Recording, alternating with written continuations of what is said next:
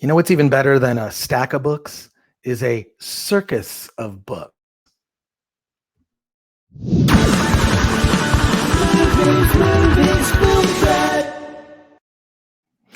Welcome to the Film Threat Podcast. I am ecstatic to talk to Rachel Mason, the director of the Circus of Books documentary. I am Chris Gore. This is how we're doing our interviews now.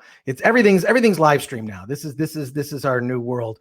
But if you're like me, you've probably been sitting watching Netflix, maybe a tiger-related documentary series, but there's a lot more on Netflix. This series or this documentary is an incredible archival documentary about a beloved bookstore that I was familiar with, that many people were familiar with. It's kind of iconic, but I want to welcome to the show the director of Circus of Books, the documentary, Rachel Mason. Rachel, thanks for joining me on the Film Threat Podcast. Thanks for having me, Chris. This is a very personal documentary. This isn't just a documentary about this store. And if you're not familiar with the store, it's an adult bookstore focused mostly on gay material, LGBTQ content, videos, DVDs, books, sex toys. I don't know if you remember the store on Sunset, which was more Silver Lake, was close to a club in the 90s that I remember called Club Fuck. Do you remember that club? Oh, wow. Yeah, no, of course. Well, you're old school LA deep culture. That's awesome. Yeah, no, of course you would love the store then. Right. Well, the store was amazing because it was very, I don't know. I just remember the one thing I do remember is going in there to purchase items. Everyone was so friendly. And these are your parents opened the store. So clearly this is a very personal documentary. And I love the way you worked yourself into the doc. When did you, I have to know, I mean, you grew up with this. This was a part of your life. When did you know it was a documentary? When did you know, other than just like people filming their family, as one would for, say, just to, film family events, when did you know you were making a documentary?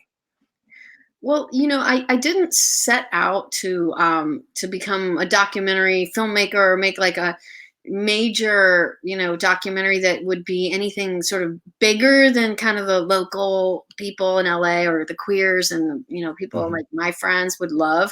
So I knew I was making something that a group of people would be totally into. And that, funny enough, I love Film Threat because you guys always get the underground stuff. And the first film I made was a total underground art house kind of avant-garde experimental film. And not that it was going to be a experimental film, but that it would be a film that would appeal to just a kind of small group of people. And I wanted to make it because I love that store myself. And, I'm a fellow weirdo and enthusiast of all the things that were in the store on every side of the store. And a lot of my friends worked there over the years. And, I just figured I should do it. It felt like an obligation to the history of LA and the queer community. And, for it to become something that would ever be talked about on the same level as like the Tiger King on Netflix is just, really was the furthest thing from my mind. It was that this would be something that people like you, Chris, would like, people who went to Club Fuck, or right.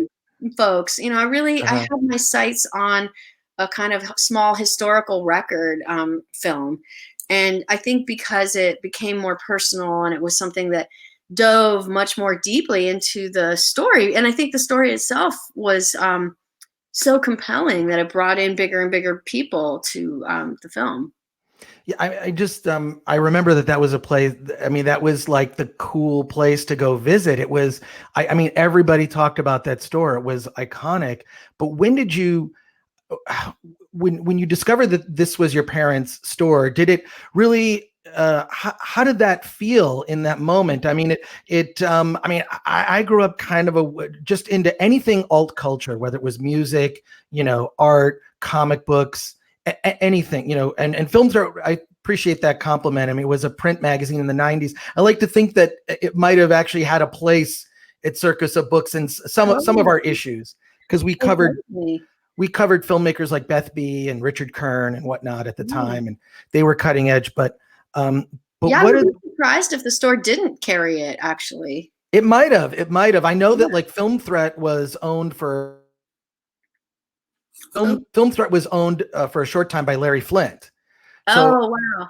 yeah, Cool. he purchased the magazine in 91 and owned it for about 5 years. So we were published by Larry Flint, and then we did this offshoot magazine. So I was really impressed. I just didn't realize what a social impact the store had. That was so amazing. Can you, I mean, that must have been maybe a surprise for you in exploring this topic, which involved your parents, which are my heroes now, having seen the film.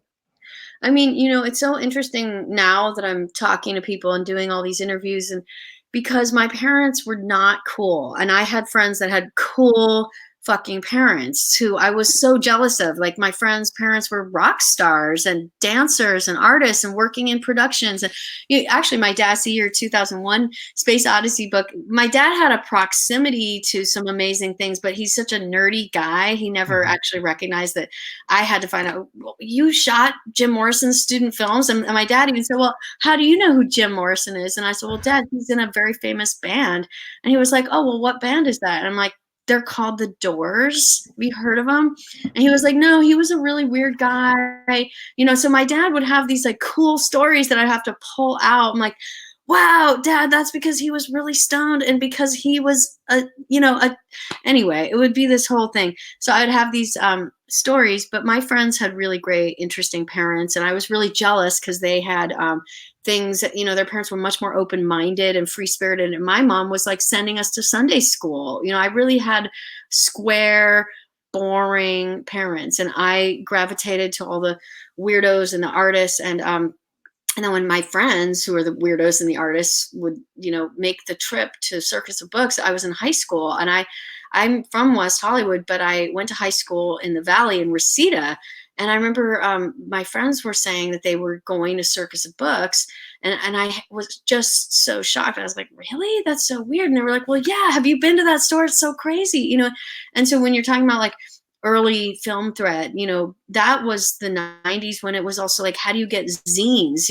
There were not Instagram pages of the weirdos you would find. It was like people making stuff. And, magazine publishers were really maverick people too, like the actual people making these publications. And I've only come to realize later, like, wow, the industry of all of these people, including Larry Flint, but like on all sides, comic books, artists, like film buffs, the real enthusiasts for niche things, to have a store like Circus of Books be a holding place for all that was so cool. But that wasn't what my parents were. They were not like obsessive fans of anything. They were just small business owners. And so the irony there was that I was always coming up against them as just forcing me to do lame things I didn't want to do, as any teenager with square parents would.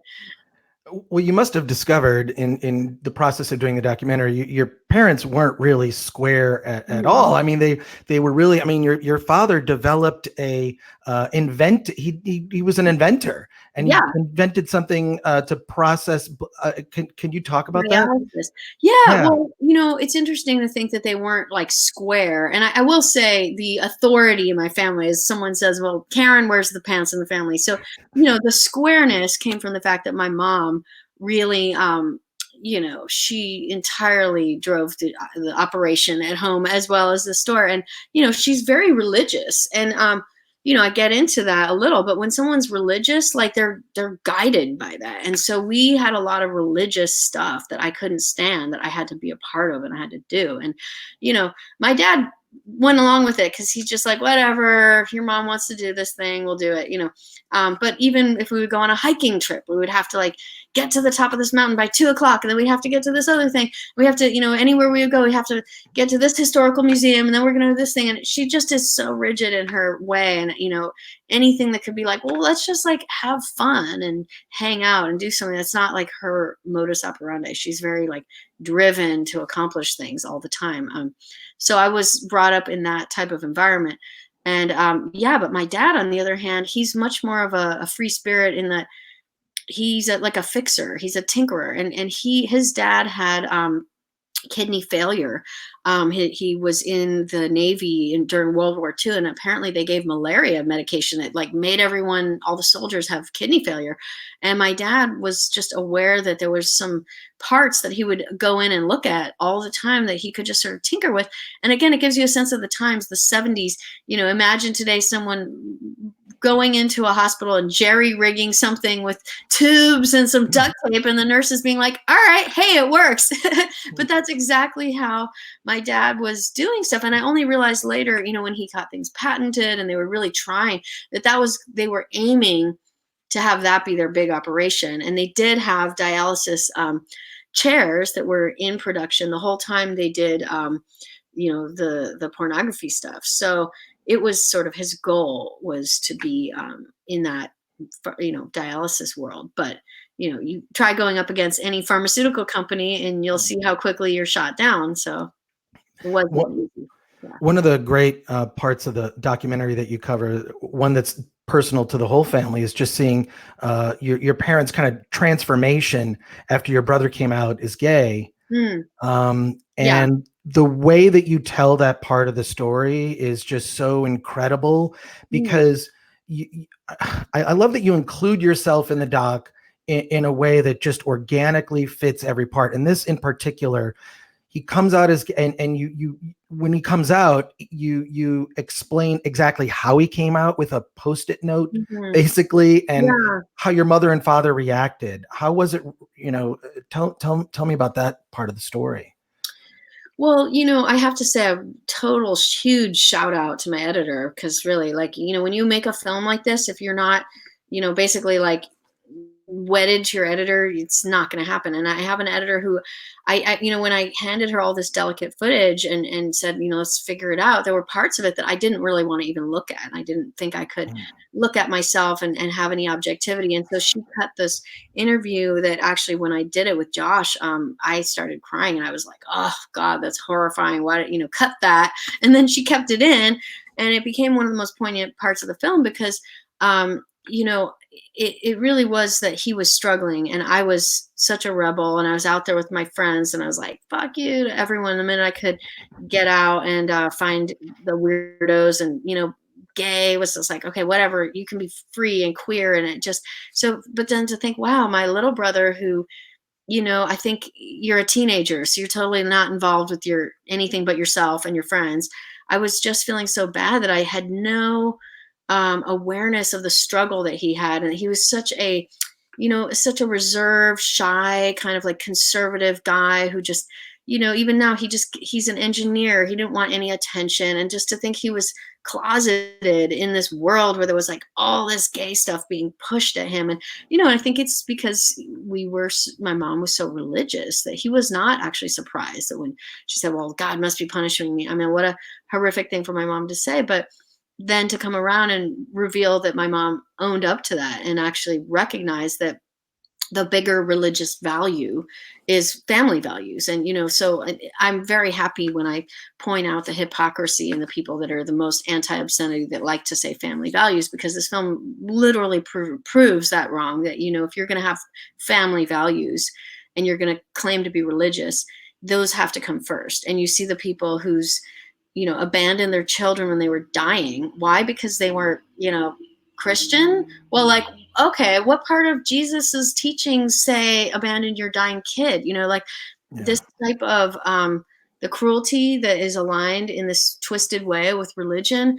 I think it sort of came out in my own family here, but also it led to my mom doing what I think is the real heroic act of like confronting her own demons here and like figuring out how to still be religious, but also be an activist and recognize that, wow, if her son had a struggle like this, think of all those other kids.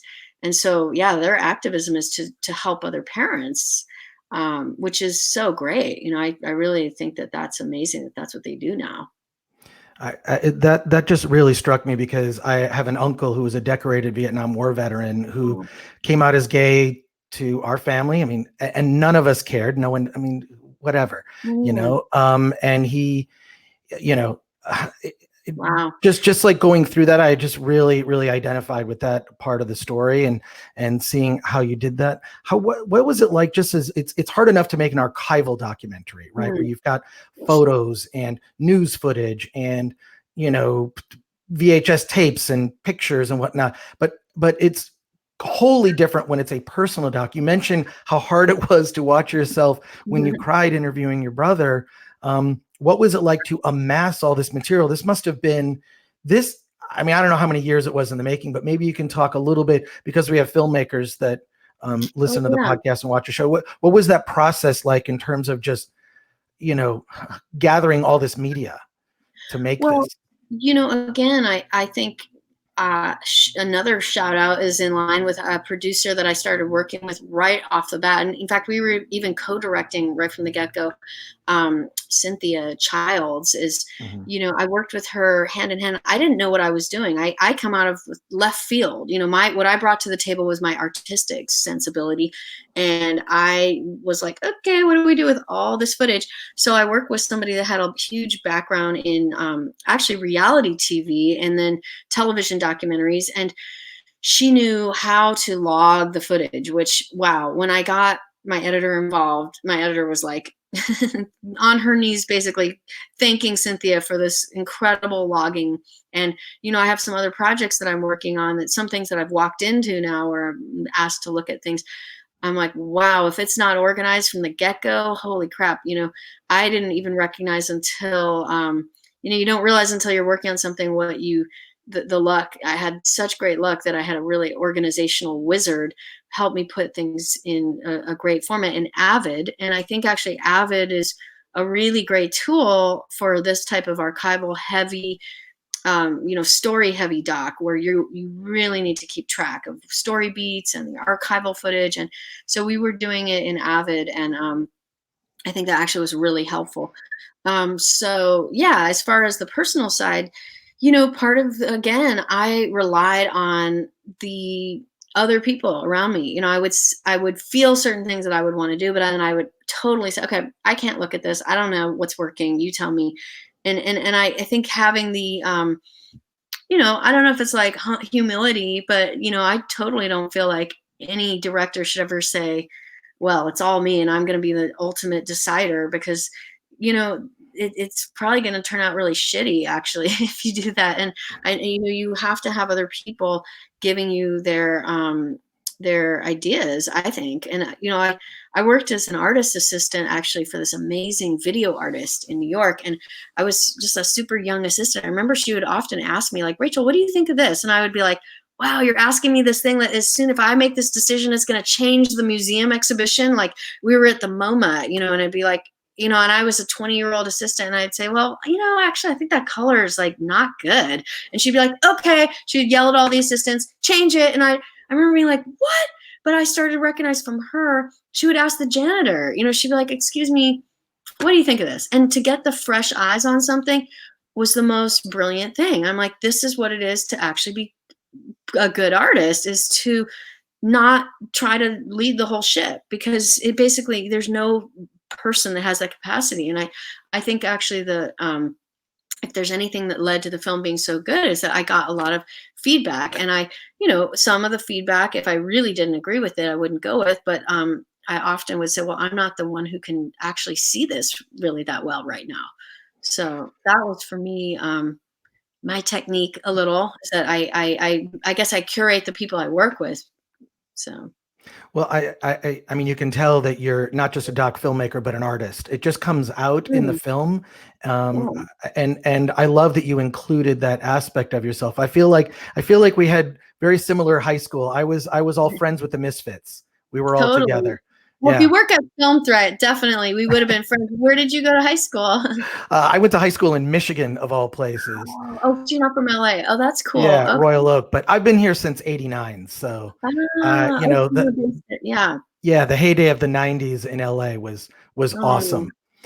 I know, I have real nostalgia for that time. And that's when Circus of Books opened in Silver Lake, you know, and it was a Latino neighborhood that met like up against the gays. And then there was just a melting pot. And, you know, it wasn't like this kind of bougie, whitewashed kind of like hipster place now. Hmm. And yeah, the night and LA was really maverick. The people came here in the 80s and 90s. You had to be. I have to say, like, I'm sort of a whatever. People from LA are usually not the most interesting. Like, people who make up the fabric of the true, like, fascinating LA individuals are often from other places. And when I met Ryan Murphy, he's from somewhere in the Midwest, and he also just came to LA. I mean, what a powerhouse maverick guy who, blazed into TV, is gay and out and doing shows like Pose. And he said, that Circus of Books was such an important landmark for him personally. And I was like, wow, to think of its role in the formation of all these interesting people is also really cool. And we totally would have been friends. But I will say, I wrote the end credit song in the movie, and that's part of my own, like, little creative contribution that I'm very proud of, because while making the film, I didn't feel like I was being very creative. I felt often like I would let my editor work and work and work, and the creative part of me would be desperate to get involved, but I knew if I touched it, I would probably fuck it up. So I would come in at the right moments and then do my thing.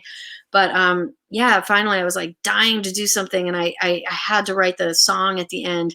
And right when you see the store closing at the very, very last scene, I had actually written, like, I've just made bedroom albums for years and years. And I wrote this one song, like, in the year 2001. I recorded it on tape, and it was called In the Circus. And I hadn't actually made the parallel between the store and that song. And one of my producers was like, let's try that song right here. And it worked really beautifully. It was this kind of like sad thing. And then at the end I figured, okay, I'm going to write a more like, gay disco era song to end it. So that's what the final end credit song is. Wow. I asked this stuff too because it brought me back. I'm actually there's a Film Threat documentary that's being made, and it's all footage from the 90s. Really cool. I'd like to send you the sizzle reel. I feel like you'd appreciate it. No, totally. I'll shout it out on our pages too. No, thank you. Yeah. No, I mean, I have to say, this film here right now, yes, it's on Netflix, and it's seeming to be like a big old, celebrated film by mainstream people. But I really would have imagined that had it not risen to this level, Film Threat would have been the first, because you guys supported my first film when there were hardly any.